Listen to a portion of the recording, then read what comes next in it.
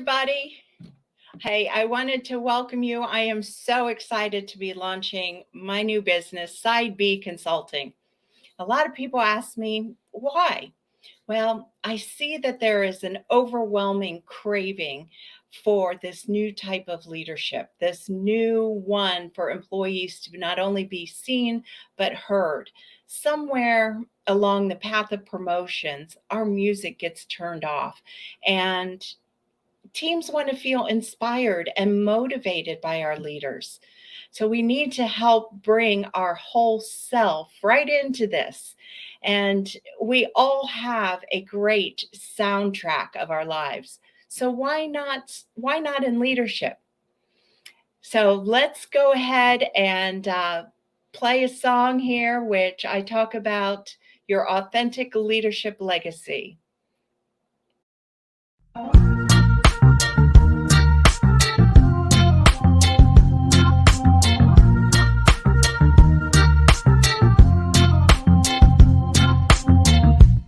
Every person leaves a legacy, for better or worse, blessing or curse. You get to choose what that will be. What is yours? Where to start or when to pivot? Turning point. What's the trigger got you needing? Looking for the music to make you speak. Listen and live it. There you go. Hello, old friend. Bring me back to a moment in time we know. Like my favorite record player, spinning me safely home my shore. Grace and sincerity, things I know now. There you go. You remind me how to be free. It's the gift that I cherish most. Do I hear you in my heart and soul? Driving for more courage to show.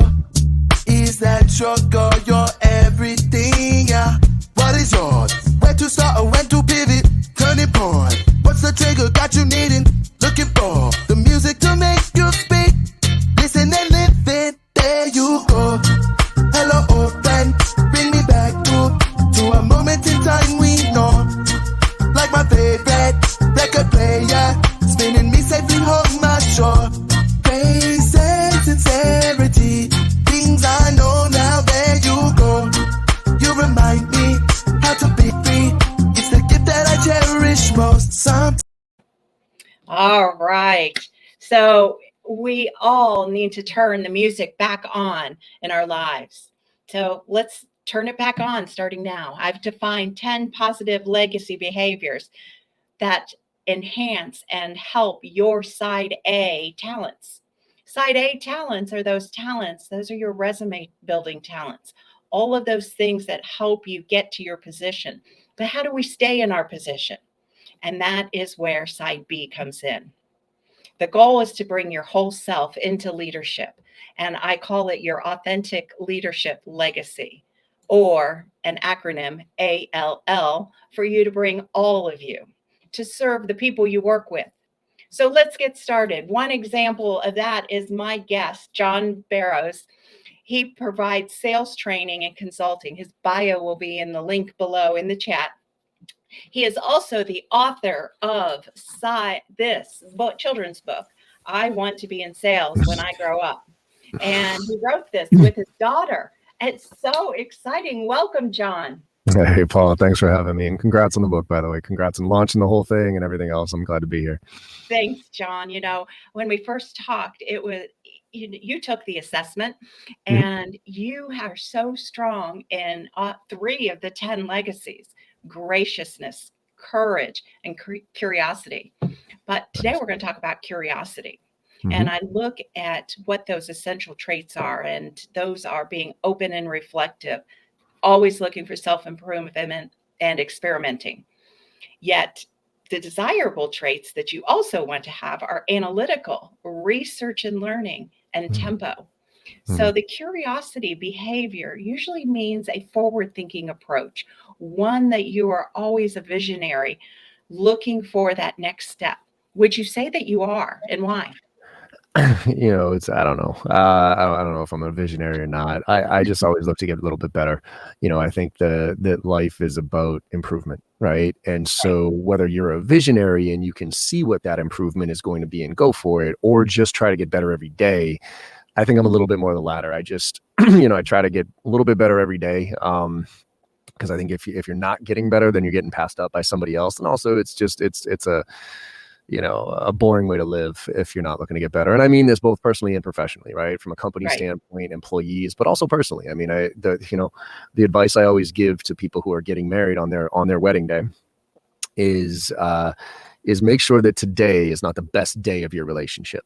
Right. Because so many people, for instance, they get married and it's the pinnacle. It's like, oh, we're in so much love and this day is so perfect and all our friends are here and this is great. And that is like the best day of their relationship, of their everything. And then it falls off from there. Right. One of the main reasons I married my wife was because we weren't perfect together. You know what I mean? We were getting better. And I saw myself getting better with her for a long time. And I think that, limits boredom. And if you're growing together, I think that's a positive thing. So that's the way I tend to look at things. And I think that is so beautiful. I think you bring up a great point, even in our careers. And I would say, John, you are a visionary. You are always forward thinking, looking at flatlining the organizational chart. We've Mhm. talked about that before. And that is so important. One reason that the drummer is probably one of my favorite behaviors in Mhm. being curious is because you're always asking questions. You're Yeah. always looking for that next amount or that next step. And you can only do that by asking questions of everybody. Mhm. Who, you, I know, ask a lot of questions, but how do you start with your team?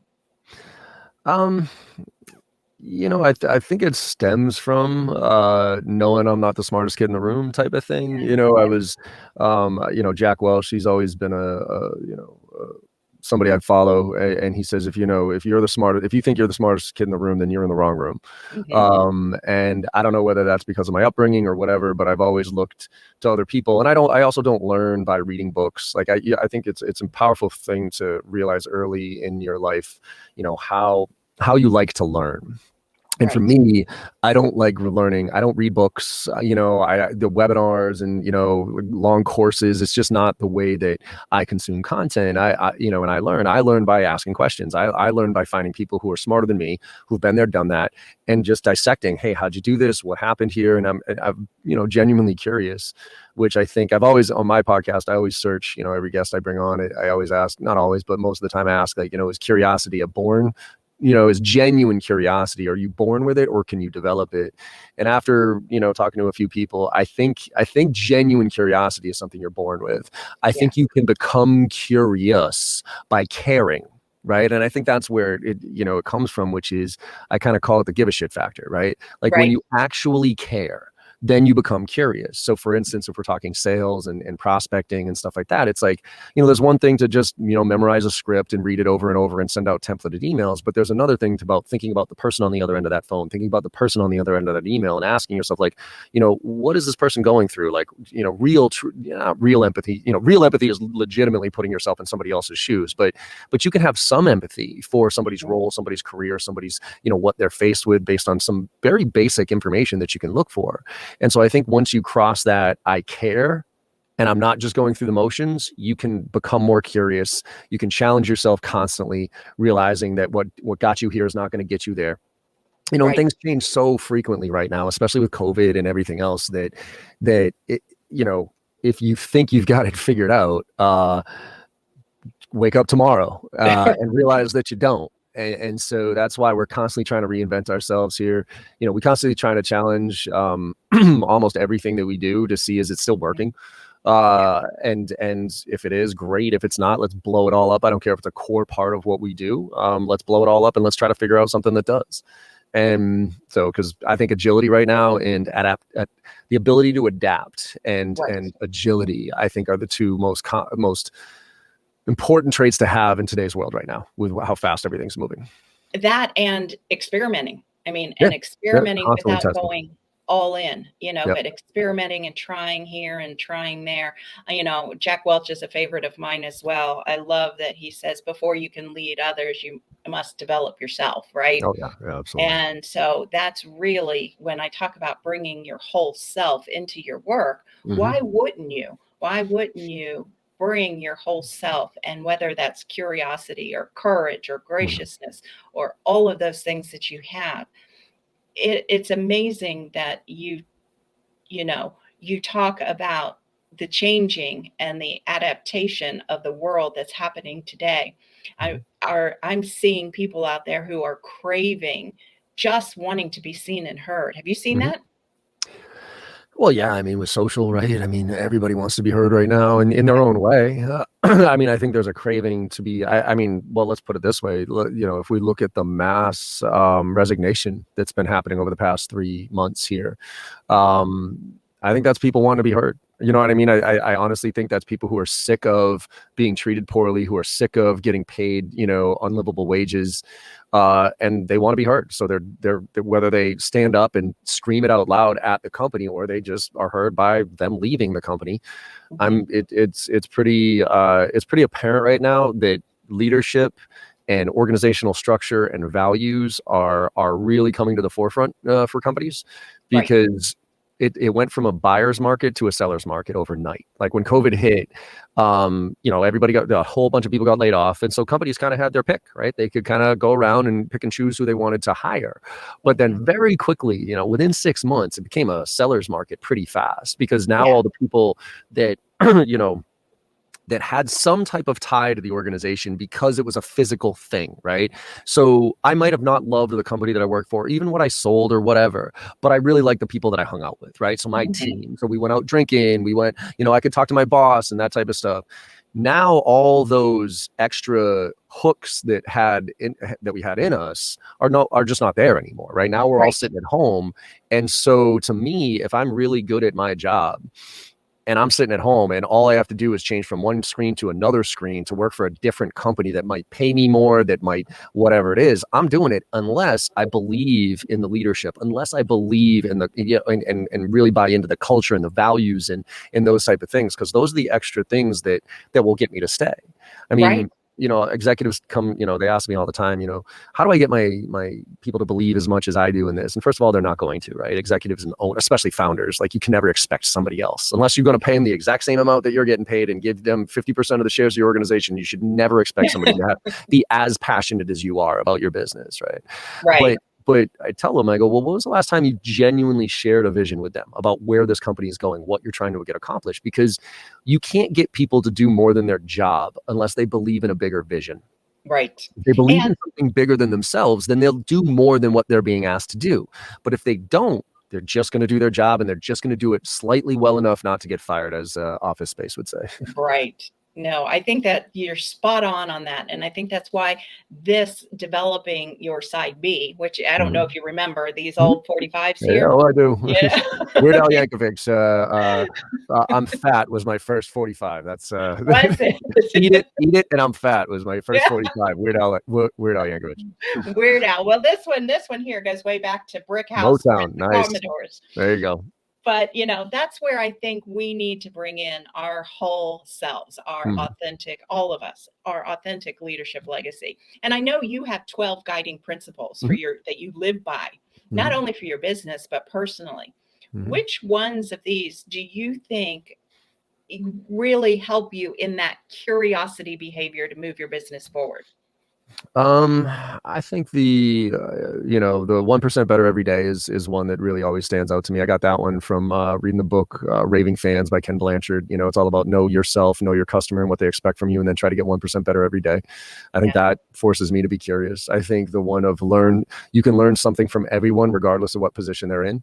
I took that from when I was selling DeWalt power tools, and when we were selling DeWalt power tools, we would drive up on site with our big yellow trucks, right? And most of the other reps went straight to the foreman, right? They would go straight to the foreman, pitch their tools about why DeWalt tools were the greatest, and we were gears and all these feature function stuff. And even though I liked tools, I knew tools really well.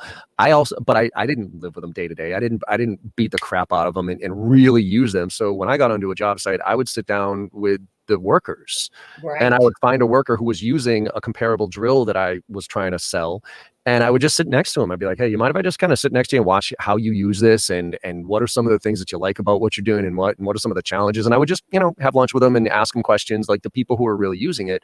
And then after I learned about some of the challenges and realized that my drill was going to solve some of those for them, then I would go to the foreman and say, hey, you know what, I've been talking to your team here, and they're telling me that their challenge, they're getting blisters doing this, and these things burn out after whatever. And I was just kind of curious, like, we got this drill that these things, would you be using? Oh yeah. So you know what I mean? I'd like, it's when in my world of sales, it's gatekeepers, like secretaries, frontline gatekeepers. People try to get through gatekeepers and blast through them and use sneaky tricks and all that stuff. No. The amount of information you can learn about a business from an actual gatekeeper, like, is invaluable, amazing. Right? So one of them, and I say this to my daughter all the time, which is one of the guiding principles is don't think you're ever better than anybody else, but know that nobody's better than you. That's right. And that to me is confidence over ego. Like, I don't think I'm better than anybody else, but nobody's better than me, especially in what I do. That's your gracious behavior. Yeah. That is your gracious. All right, John, one final question here. What's your favorite song to inspire and motivate people? Well, my favorite song is, to inspire people. Let's see, that's a good one. I don't know. Marvin Gaye, Got to Give It Up, is my favorite song of all time. That one's basically about getting off the wall and getting onto the dance floor. So I would say, I don't know if that's the most inspiring song I've ever heard, but if you listen to the lyrics there, the point of that one is get off the wall, right? Yeah. Go out onto that dance floor.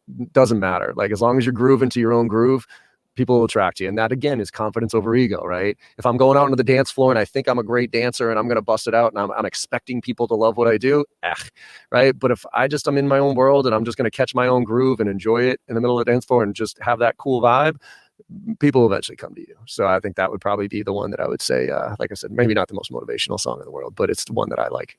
I love it. John Barrows, thank you. And remember, this book is phenomenal. He wrote it with his daughter.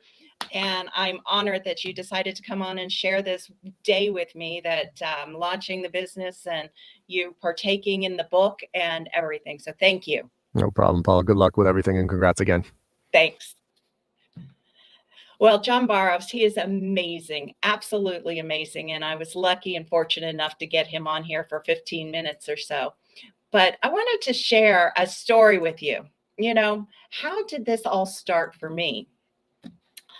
My husband and I flew to Atlanta, and we were going to this quaint venue to see the Struts play. And I don't know if you know the Struts, but they're an up and coming band. Actually, they're a pretty popular band now, but then they were an up and coming band, and we got VIP access so we could meet them. And after that, we decided to go down and see where we could sit. Well, the first floor was the pit, and that's where everybody goes to stand up, dance, get close to the band. Oh, my husband and I were 57 and 58. We would love to dance with everybody, but we also would rather be upstairs in the balcony, first row, watching the band really engage with the audience. And as I was singing my songs, obviously not very good because I'm a little tone deaf, but at one moment, I took a glance and I looked down at the pit and the band, and I was watching how each player was interacting with the audience. And I kept wondering and thinking, if leaders could get their employees to react to them as fans do to music, wouldn't that be an incredible way to lead a business? So I got back to enjoying the music, and my husband and I were on our way back to the hotel, but I couldn't get this thought out of my head. So I got up and I started marking it down on paper. What would the drummer look like? What would a bass guitarist look like? What would the vocalist look like? So I started writing attributes for each one of these. And that's where we got to and defined 10 of these behaviors. Curiosity, which John was just on, is the drummer. Passionate, the lead guitarist. Trustworthy, the rhythm guitarist. Ethical, the bass guitarist. Optimistic, the vocalist. Sincerity, the pianist. We've got kindness, the harmonica, courage, the conga drums. We've got gracious, the saxophonist, and certain, the violinist. So what I did is I took what these behaviors mean, what did the instrument mean to the band, and what did that mean to our side A trait, our business, our resume trait? And it was such a rewarding time for me. It was a time that it hit me that it is on side B, those behaviors, that I really want to coach people. That there is something like John was talking about. It's inherently in you. We just don't show it from 7 to 7. And so if we could show people our side B behavior, I call our authentic leadership behavior, bringing all of you to work as an acronym, then we are serving the people. We're serving our people. And in turn, they're going to be more productive, motivated, inspired by all the work they're doing for you as a company. It will lower your attrition rates, and it will bring up productivity. So very excited about this. Today, I do want to tell you that if you book a 15-minute meeting with me via the link provided below, you will get a 20% discount off the standard price for the survey to find out what side B behavior you have inherently within you. And we complete this through the Harrison survey. I also wanted to share just a real quick personal story and how this shows up for me. I was a competitive swimmer, and as I was swimming, my coach Scott, I don't know if you're going to listen to this or not, but Coach, you had asked me to swim the 50 butterfly, and I had never swam the butterfly in a meet. And you said, just go to the bullpen where all the chairs are lined up and you're put into heats so that you would swim with everyone. Keep your knees together and keep bouncing your feet up and down. So I did that. And the adrenaline in me and the everything, when I got up on the block and dove in and swam the butterfly down and back, I won that race. And my coach jumped in the water with me, wallet, glasses, and everything on. That's passion. That's what we're talking about. Something that is inherently within you. So today, next, I want to talk with Natalie and Shannon, who I both met through Girls Club, which is a fabulous program that offers leadership training and side A management training to aspiring women leaders all over the world, internationally and nationally. Welcome, Shannon and Natalie. Hi. Hi. Hello. I'm so excited that you are both here. I have been waiting to talk to both of you. And first of all, how are you today? Everything going well? Wonderful. Congratulations, Paula. Yeah, thank you. It's Yeah, really I'm excited to be fun. here. It's been an honor to be, most of you may or may not know this, but Natalie and Shannon both helped me. They both were part of a beta mentoring with me. And so I wanted to get their experience out here for both of you, for everybody. We've spent the last, 8 months together, and I have seen so much growth within the two of you.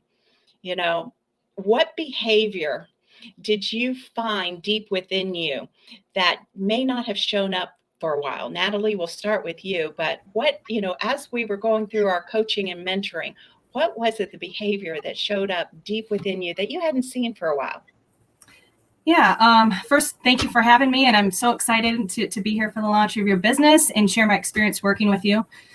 I would say two specific characteristics come to mind. One is curiosity, and the other is courage. I've always been a pretty curious person, but lately I found that, the curiosity has dwindled a little bit, and I was finding that I was becoming a little bit more curious in areas that I was already familiar with. And I wasn't always promoting that as a leader across my company and in my network. So So you helped me recognize the opportunity to get out of my circle and be curious with others outside of my company and outside of my network and also in different industries.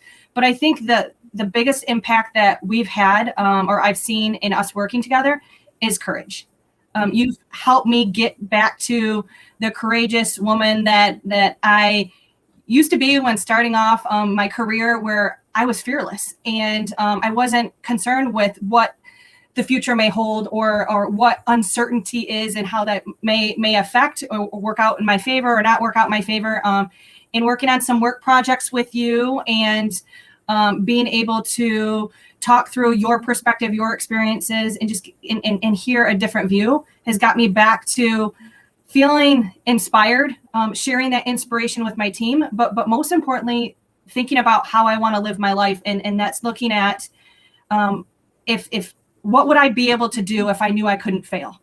And that's what I want to not only live by, but actually teach for my team as well. Yeah, fantastic. That's awesome. Thank you for that. Well Shannon. said. Oh my gosh, Natalie, how do I follow that?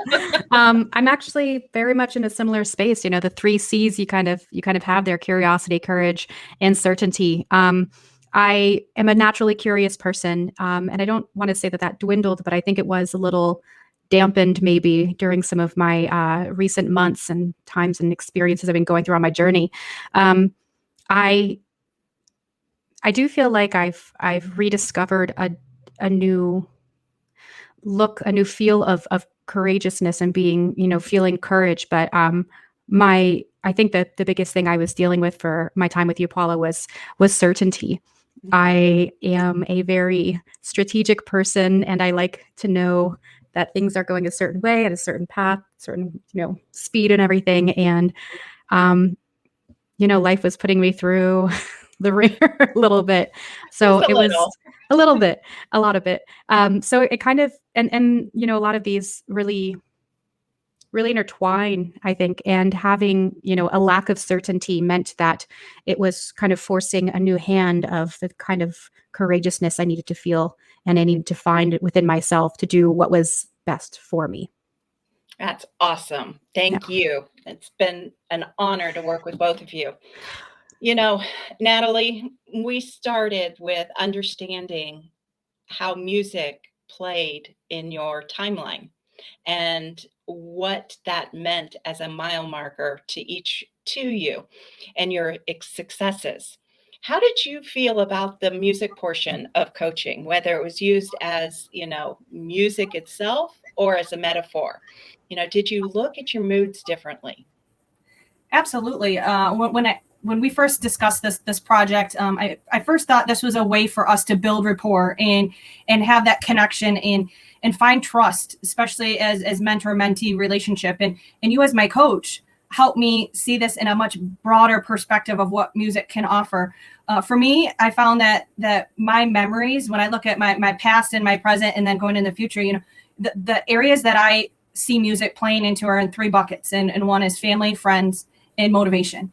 And I found that when I was creating my list, and I unfortunately got away from that before we started speaking, where I wasn't using music as a tool for me to be open-minded, to put me in a positive state of mind. And I also wasn't sharing that with my friends and family and also my team. So this allowed me to take a step back, see that music's always been a very huge, large part of my life, in those past and bringing those memories forward make me a much happier person. And who doesn't want to be around and working with happy people, right? But also bringing that extra motivation and then building those memories in our personal life and then also our professional life. That's great. What a great way to define how we use music in our coaching and how it can help us provide clarity and focus and really understanding without judgment. And that's the beautiful thing is those kind of things that we can use as tools in our toolbox. Shannon, you came to me beautifully as a potential scholarship winner of Girls Club, but I had already, given my scholarship awarded, right? So I was a little late. Literally that day. The day of. but we began working together, and I put you through the Harrison assessment, and we went on from there.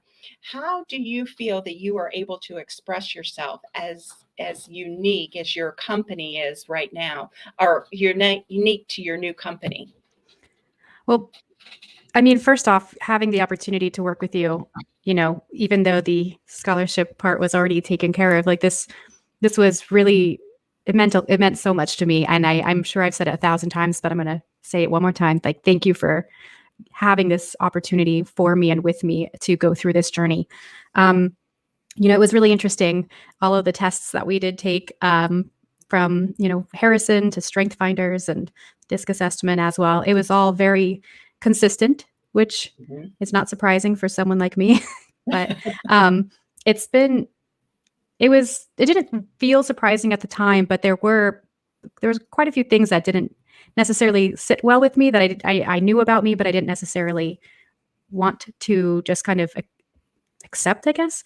And, that was mostly a risk taking. And you and I had a great discussion about that as well. And I definitely kind of stepped out of that to take the risks that I did. But, it was kind of amazing because before I had the opportunity to work with you, Paula, I was in an interesting situation with my job and with my career. And I had recently discovered what, I had an idea of what my path was going to be, but I didn't know how to express it or articulate it. And, I think you and I were talking about this at some point. I think I was just staring at all of my beautiful plants and I said, I'm like a seed. I was in soil, and a seed in soil is great, but it's not going to grow if it doesn't have the right nurturing water and sunlight and space. And getting to work with you was a lot of the water that I needed, probably all those tears, all of the sweat and the tears that went into my job. That helped me to kind of sprout and realize, oh wait, there's something above the surface of just this soil. And I kind of realized, the more I worked with you and had the light, you have always been so light for me in so many ways. And having the light and the nourishment helped me to grow. And, as I was watching my own flowers actually grow, like my sunflowers get really tall, and there's these little leaves at the bottom that just start to shrivel up and kind of go off. And I'd get really sad about it. And then I realized, like, that's just part of the growth. And it's part of what we have to do to become the potential that we have. And it was, you also have to recognize that there are plants that are meant to be really big, and you can't keep them in a tiny little pot or they're not going to hit that potential. And it's scary to uproot a plant. You never know if it's going to adapt well. You don't know if it's going to stay, alive. It's a risk. And I'm really, really happy that I did uproot myself and move into the position that I'm in now. I've got a very nurturing company. They're very positive and they see a lot of my potential. And it's really, it was like a whole new window. It was like being in front of a window with western light. And I was like, oh, this is what it's supposed to be. That big neon sign. Yeah, exactly. I'm home, right? Yeah. Great. I tell you, this section was supposed to be about you, but boy, you are all making me feel very honored and humbled. And I really thank you for that. Give me just one area of growth that you have seen in yourself. And this time, Shannon, we'll start with you. But also, while you're doing that, I do want you to share with us at the same time, what is your favorite song? No, absolutely. I think me, I would say the growth came in certainty. I think that we could both agree that beginning of the year, I didn't know how to necessarily articulate what it was that I was going through, feeling and wanting to do. And it took a lot of introspection and conversations to find the certainty that I needed, that I know I want and need as an individual to get to where I am and where I want to go. Mm-hmm. And I think my song is India Ari, called Soul Bird Rise. And there's a specific part of the of the song that just touches me every time. And it's like, I believe in open doors. I'm outside of the box. What did not demolish me simply polished me. Now the clearer I can see. And Oh, that's beautiful. it is beautiful. It's a beautiful song. And every time I hear that part, I'm like, yes. The Breakfast Club, right? Breakfast Club. Also great All music. right. Thank you. Thank Natalie, you. same question to you, my friend. Well, I'm definitely not going to attempt to sing my favorite song. I do not have the beautiful voice that Shannon is sharing with us, so I will not even come close to doing that song justice. My song right now, I will say I have a handful that I switch around, but I would say that the song right now, and Paula, we've talked about it. It's Be Legendary, and that's by Pop Evil. To me, you know, I want to make sure that I have an impact, you know, on people and on the world. And to me, that is something that you help me get back to seeing and being able to not only create a path, but have the strategic mindset to achieve it. But along the way, enjoy the journey and share my voice and be my authentic self.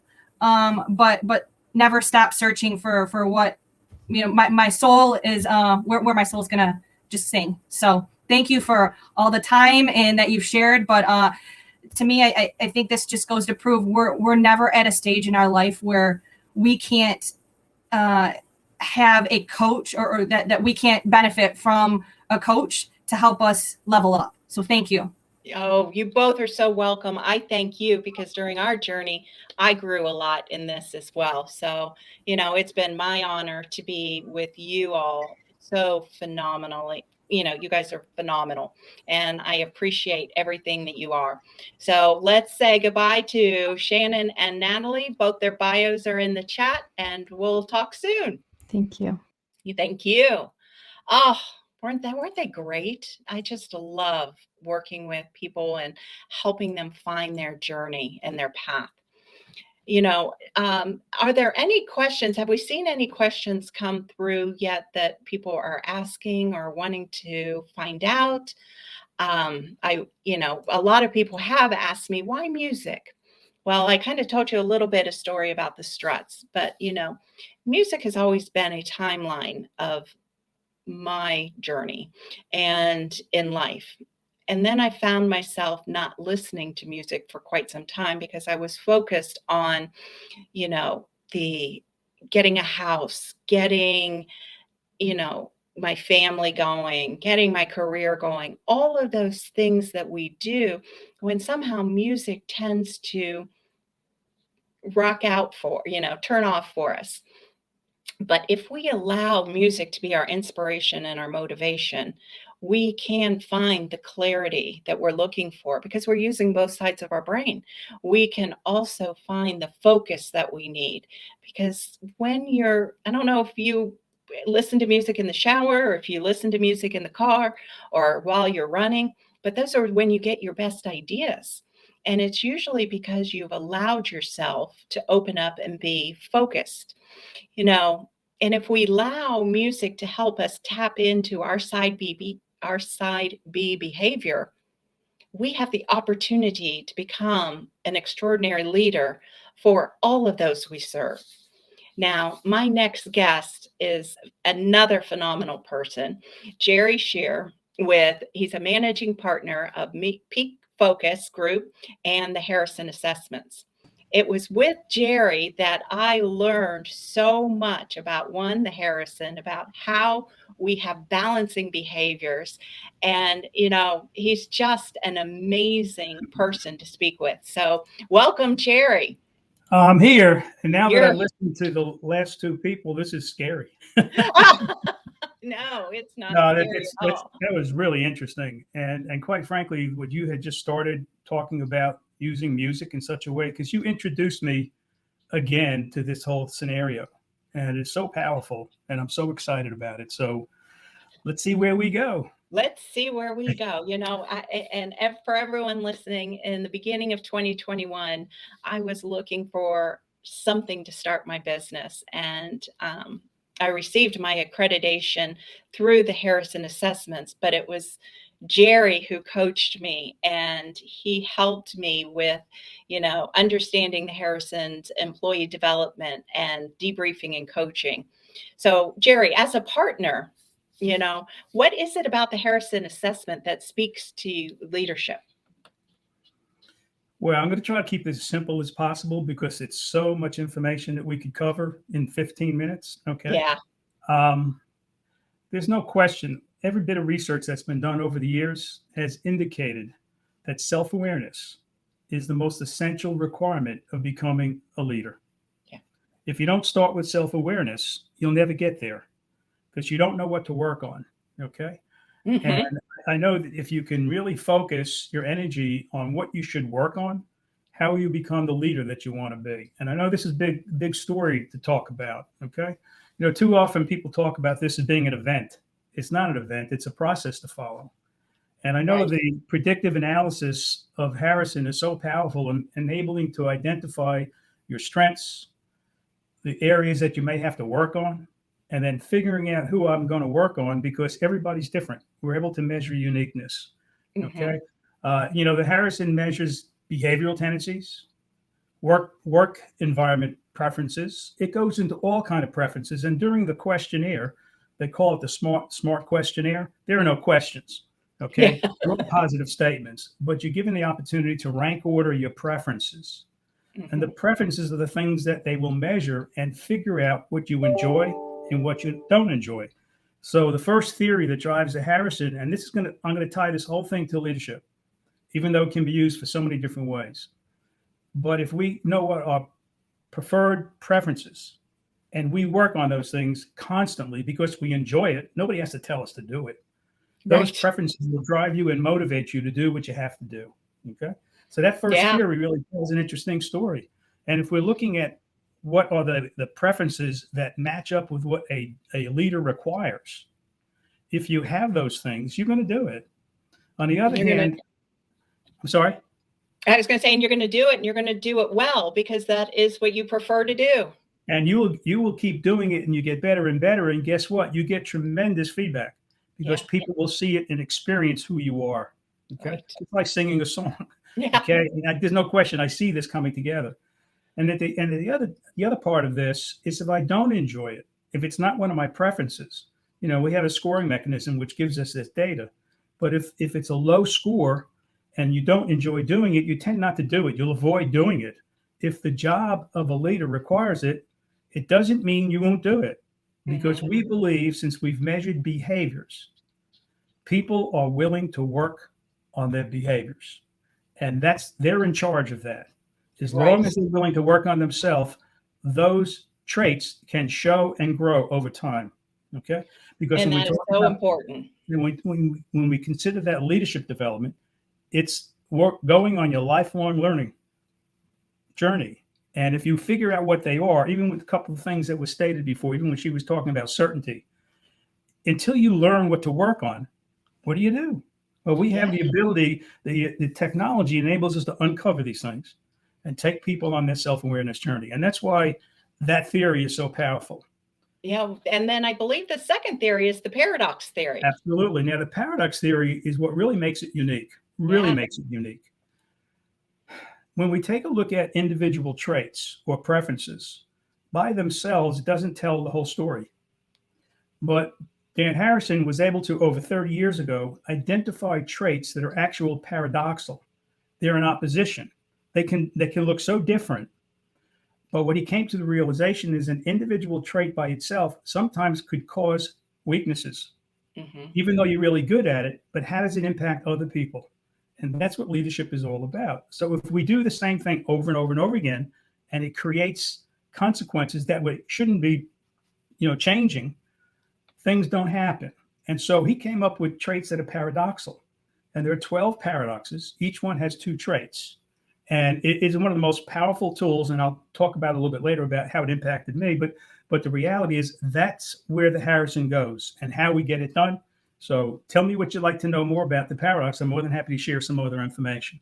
No, that's beautiful. You said that very well. And, I know that the 12 paradoxes. Can you kind of go through one or two of them that are, why it's so important to be balanced? I have a whole list.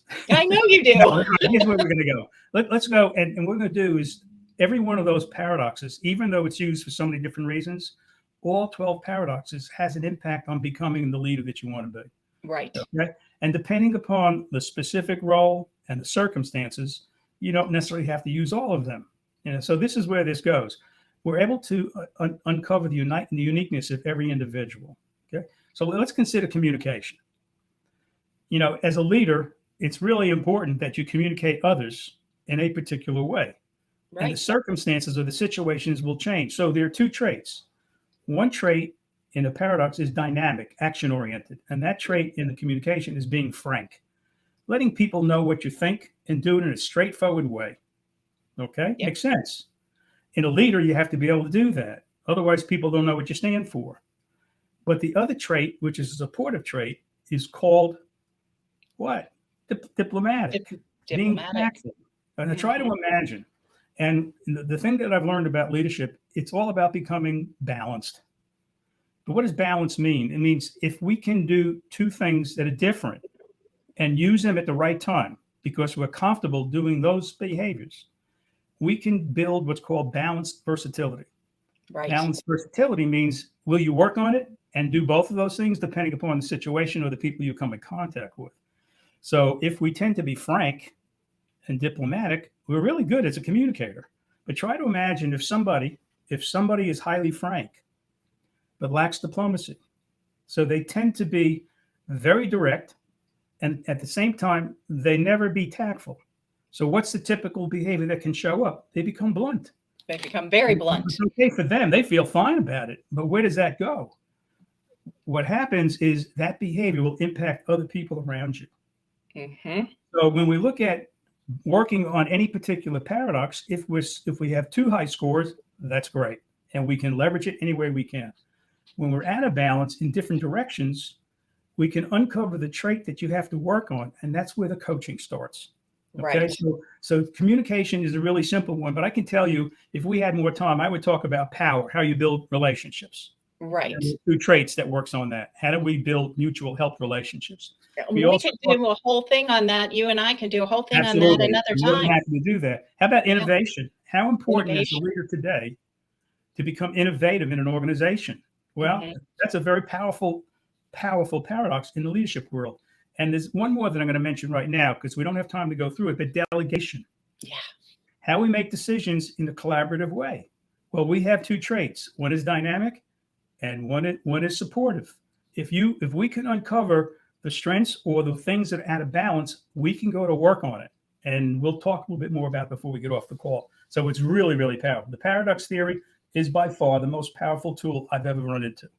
Okay. That is awesome. Myself as well. I that's why one reason I chose the Harrison, because it is phenomenal in learning and uncovering, how to bring your unique style of leadership, but you also do you've taught me and how to do a leadership workshop with 5 or more leaders.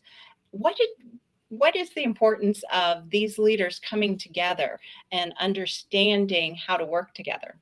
Well, here's the reality. And the interesting thing is when I first started using the Harrison, I worked on individuals.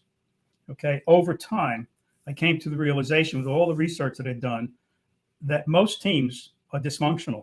And most executives have a copy of a book on their desk or right behind them called 5 Dysfunctions of Teams. And if you've ever heard of Patrick Lencioni, he wrote an amazing book that tells the story. So when you really think about this, so many of the organizations today are looking for team players. They need team players because the talent that you have by yourself will only get you so far. Right. But if you work together with others and find a way to play better in the sandbox, a lot more gets done. Your performance will grow dramatically. So what have we done? We have a report based on the paradox, which each individual on a team, we take their paradox reports and where they sit in each graph, it comes into one report as a team. And what we're able to do is figure out what's holding the team back. and which are the behaviors that are creating a lot of these challenges. It's an amazing workshop, but the most important thing that starts with the one-on-one session, because our job as a consultant, as you and I talked about it, your job is not to be the judge. Right.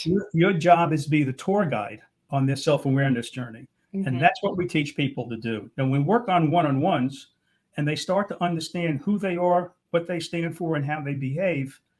In many cases, as one of the gals said before, I didn't quite understand it or agreed with it, but over time we come to the realization it's something I really have to work on. Yeah. So if team members come to a point where they've accepted themselves and now figure out what hold the team back, they now find ways of working together in a better way. Everyone's going to be different. And so certain people bring certain strengths. And you think about, I always talk about athletics. Okay. The fact that any team, unless the players play together, they never get to where they want to go. Okay. Right. So the Team Paradox workshop is so bloody powerful about becoming better leaders. And when you talk about leaders, I always refer to them as emerging leaders and senior leaders. It's very different. And so we're able to look at the behaviors that are necessary to become an emerging leader. And that's most of the people that want to be today, an emerging leader. Right. That's where that workshop is so powerful. It takes about a half day plus one-on-one sessions. It's an investment in time, but you can have a huge impact on team performance, which is very profitable to any organization. Does that make sense to you? That makes perfect sense to me. I hope it does to our audience too. But I'm going to put you on the spot here because you just recently uncovered the report of your side B legacy. Yeah. And willingness and I will honestly say that you are strong in every single one of them, all 10 of the legacies. Well, it's nice to hear that. What do you think of this report and how music can play into our leadership?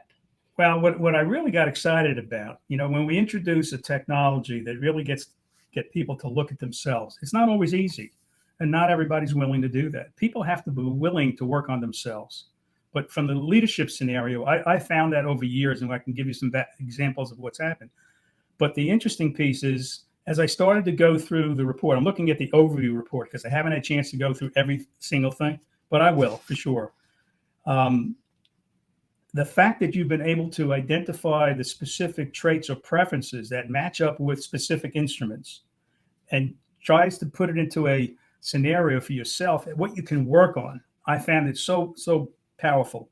I think I had told you a story about years ago when I used to play the animal story. We asked people what kind of animal you are. This takes it to another level, and it really gives you the things for people to work on. So I'm really excited about what you're doing with this and how we can show and how they can use the Harrison to figure out who they are, who they want to be, and what kind of leader they can be. So working on your legacy is huge.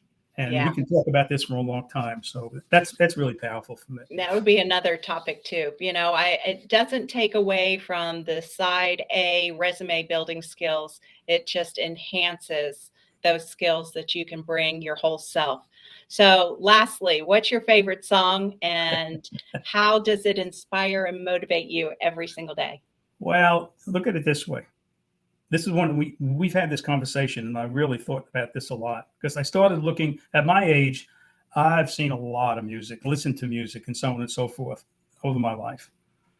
And even though I grew up with popular music, rock and roll at my age, at one point I was introduced to classical music, which really got me excited in a slightly different way because you're not necessarily listening to words, but all these pieces have a story. Okay. And at the same time, you'll see the most talented people brought together to create harmonies. And that's how we build teams. Okay. I'm going to tell you my song in a moment, but I also came to the realization that some of the most successful leaders are the conductors. Why is that? They're not playing an instrument, but they find a way to bring people together to create that beautiful, beautiful music. And it's absolutely amazing. So it really is an incredible example of what leadership is all about. So, but at the same time, I'm going to add to that real quick. And the conductor has their back facing the audience. You're right. You're actually right. And you don't even know who they are unless you really know who they are. But they're up there taking charge. That's and right. giving people the opportunity to do the right thing. So my favorite songwriter and singer or performer, James Taylor. Yeah, love James Taylor. Now, why is this important? Throughout my life, I always wanted to help other people grow. That's part of my role. And that's why when I got involved with the Harrison, long after my other careers, this was so powerful. But James Taylor tells a story, You Are a Friend, or whatever you call it. I can't remember the act. You Got a Friend. You've got a friend. And with that song, it really starts to figure out how to build relationships in a slightly different way. And to me, it also enables people to help others, while at the same time, you do have to hold them accountable, which is all about leadership. Mm-hmm. And when you think in terms of the driving paradox, which is warmth and empathy, yep, and enforcing, that's one of the greatest challenges in leadership. And that song really tells the story for me. And I it's one of those places where I could stand up, even though I can't sing, but I can sing that song. And I love that song. It gets to my heart all the time. So takes me back to who I want to be. Okay? Yeah, it's that karaoke moment, right? Absolutely. I've done that. And my family gets that. up on the stage with me because they get all excited when I sing it. Yeah. Well, Jerry, thank you so much for being a part of this. I certainly am honored to be a part of your group and sharing the Harrison assessment and the power of that in leadership uniqueness, and all of that with people I come across. You've been an inspiration to me. The one thing that I would strongly recommend to everybody, to tap into your strategy and figure out who they are using music to start the story. But go in and invest 20 minutes of your life to figure out what legacy you have, or one legacy you want. It is so bloody powerful to work on. And it's a great way to get started. So I really enjoy what you've done with this. And we have Thank to talk you, Jerry. more. Okay. Appreciate you. All right. Well, he is phenomenal. I absolutely love Jerry. And, if you want to tap in, and like I said, to tap into your legacy, schedule a 15-minute with me. We'll get you the Harrison survey. Then we can go on from there. The other thing I wanted to let you know is that if you pre-order the book that I'll be launching January 11th, coming out, go to the webpage, pre-order it. I am donating $1 to Music Cares. Music Cares is a group that really means a lot to me, because there are a lot of musicians out there that for some reason may or may not have health care or need something, and Music Cares will help them along the way. So that is a group that I'm really invested in, as they are phenomenal. Again, let's rock out as we play a song that I wrote, but it is sung by Evan Blankenship, and it is Time to Be You. Thank you, everyone. It's not about the titles or getting the fame. It's about that work, the stamp at your name. It's not about the goals we set or achieve. It's time to dream big. Hey.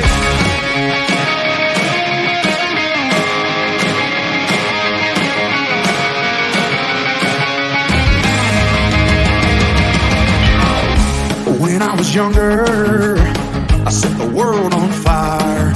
I had no fears, no regrets. There was nothing stopping me from my best. But now I'm older, I'm slowing down. My head's spinning, going round and round. It's not who I am, it's not what I need. It's time to stand up, it's time to lead. It's not about the titles or getting the fame. It's about